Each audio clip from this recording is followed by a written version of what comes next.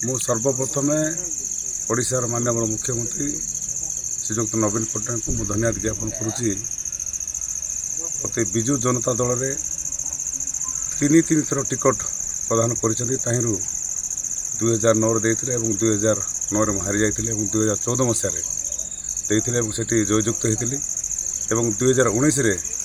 Ticket न पाई दल संकटर कम कर 2024 मत आउ थे गोटे सेवा कर सुजोग प्रदान कर माननीय मुख्यमंत्री को बहुत धन्यवाद। तत्सहित आमर जे आम ओडिशा अध्यक्ष श्रीजुक्त बीके पांड्यान सार एवं राज्य संगठन संपादक श्रीजुक्त प्रणव दास को कृतज्ञता ज्ञापन कर शुभेच्छा ज्ञापन कर आशीर्वाद भिक्षा कर। आज माँ पट्टांगी निर्वाचन मंडल पट्टांगी निर्वाचन मंडल जोटा कि इष्टदेवी गागा माँ पाखे आज सुजोग पाई जो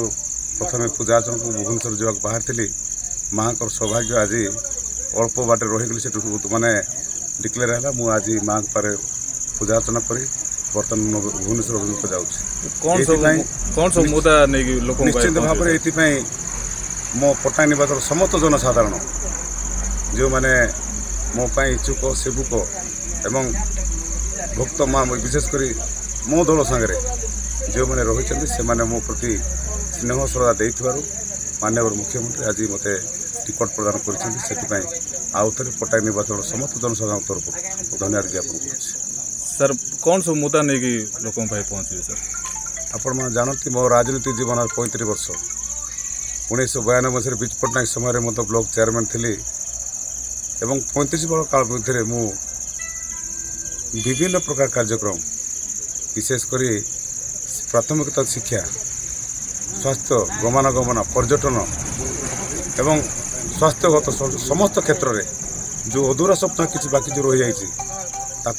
निश्चित भाव में माननीय मुख्यमंत्री सहायता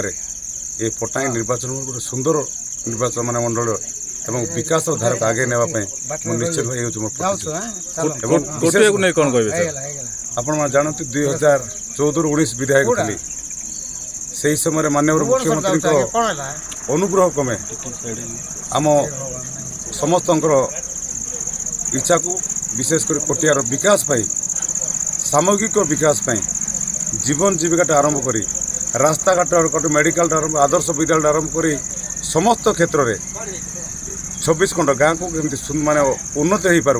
से माननीय मुख्यमंत्री 200 कोटी टका देते से आज मुझे मन पकाऊँ और धन्यवाद ज्ञापन करुँची से अंचल आहरी कौन आवश्यकता अच्छी जमी जीवन जीविका ताकू केमिति अधिकार अधिक हो पार मतलब निश्चित धन्यवाद। मुझे से कोटिया पंचायत में राजनीति आरंभ कर 1992 समिति मोर तेणु निश्चित भाव माननीय मुख्यमंत्री को आउ थे अनुरोध करी कोटियार जहाँ सब बाकी रही जाती पूर्ण करने अनुरोध कर कार्यक्रम करी।